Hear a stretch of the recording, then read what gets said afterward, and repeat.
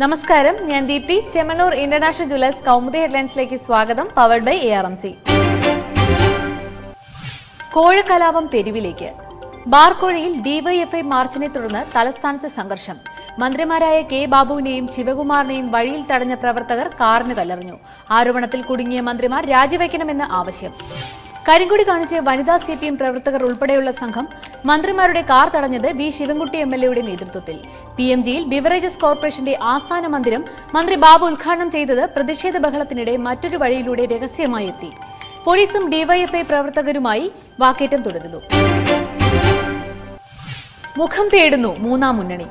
നിയമസഭാ തെരഞ്ഞെടുപ്പിലെ BJP BDJS സഖ്യം സംബന്ധിച്ച ചർച്ചകൾക്ക് ഗതിവേഗം.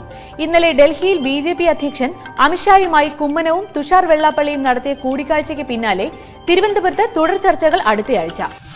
BDJSന് പുറമെ LDFുമായും UDFുമായും ഇടഞ്ഞു നിൽക്കുന്ന ചെറുകക്ഷികളെ കൂടി ചേർത്ത് വിശാല മൂന്നാം മുന്നണി പരീക്ഷണത്തിന് BJP. സഖ്യം സംബന്ധിച്ച് PC തോമസ് ഉൾപ്പെടെയുള്ളവരുമായി ചർച്ച നടത്തുമെന്ന് സംസ്ഥാന അധ്യക്ഷൻ കുമ്മനം രാജശേഖരൻ.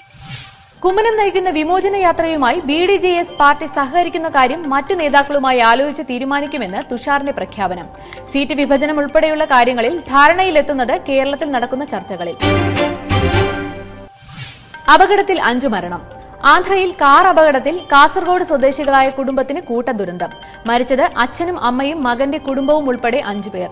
കൂട്ടമരണത്തിനിടയാക്കിയ അപകടം കർണൂൽ ജില്ലയിൽ. കാർ ഡിവൈഡറിലിടിച്ച് മറിഞ്ഞുണ്ടായ അപകടത്തിൽപ്പെട്ടത് കോട്ടയത്ത് നിന്ന് കാസർഗോട്ടേക്ക് കുടിയേറിയ കുടുംബം. മരിച്ചത് റോബിൻ, ഭാര്യ ബിസിമോൾ, 4 മാസം പ്രായമുള്ള കുഞ്ഞ്, റോബിന്റെ അച്ഛൻ ദേവസ്യ, അമ്മ ത്രേസ്യ എന്നിവർ. ഇവർക്ക് പുറമെ അന്യസംസ്ഥാനക്കാരനായ ഡ്രൈവറും മരിച്ചു. കുഞ്ഞിന്റെ മാമോദീസ ചടങ്ങിനായി കോട്ടയത്തെത്തിയ ഇവർ റോബിൻ ബിസിനസ് നടത്തുന്ന ഹൈദരാബാദിലേക്ക് മടങ്ങിപ്പോകും വഴിയാണ് ദുരന്തം. ഡ്രൈവർ ഉൾപ്പെടെ കാറിലുണ്ടായിരുന്ന 6 പേരും മരിച്ചു. ഇനി മെട്രോയുടെ പൂക്കാലം. കേരളത്തിന് പ്രതീക്ഷകളുടെ മെട്രോ കാലം. കൊച്ചി മെട്രോ 23-ന് പരീക്ഷണ ഓട്ടം തുടങ്ങാനിരിക്കെ തിരുവനന്തപുരം, കോഴിക്കോട് നഗരങ്ങളിലെ ലൈറ്റ് മെട്രോയ്ക്കുള്ള പ്രാരംഭ ജോലികൾക്ക് വഴിയൊരുങ്ങുന്നു. DMRCക്ക് ഇടക്കാല കൺസൾട്ടൻസി ചുമതല നൽകുന്ന കരാർ ഒപ്പിടൽ മറ്റന്നാൾ. പ്രാരംഭ കരാറിൽ ഉൾപ്പെടുന്നത് 2 നഗരങ്ങളിലും പദ്ധതിക്കായി സ്ഥലമേറ്റെടുക്കൽ, കേബിളുകളും വൈദ്യുതി ലൈനുകളും മാറ്റിസ്ഥാപിക്കൽ, മേൽപ്പാലങ്ങളുടെ രൂപകൽപ്പന തുടങ്ങിയ ചുമതലകൾ. കരാർ ഒപ്പിട്ടാലുടൻ പണി തുടങ്ങുമെന്ന് DMRC. ലൈറ്റ് മെട്രോ ഇടക്കാല കരാർ DMRCക്ക് നൽകാതിരിക്കാൻ IAS ലോബി നടത്തിയ കളികൾ പൊളിച്ചത് മുഖ്യമന്ത്രി ഉമ്മൻചാണ്ടി. കരാർ ഒപ്പിടൽ വേഗത്തിലായത് മുഖ്യമന്ത്രിയുടെ ഇടപെടലിന് ശേഷമെന്ന് കൗമുദി റിപ്പോർട്ട്. എണ്ണയിൽ വഴുതി വീഴാൻ. ഇറാന്റെ സാമ്പത്തിക ഉപരോധം പിൻവലിക്കപ്പെട്ടതോടെ ആഗോള എണ്ണ വിപണി കൂപ്പുകുത്തുമെന്ന ആശങ്കയിൽ സാമ്പത്തിക ലോകം.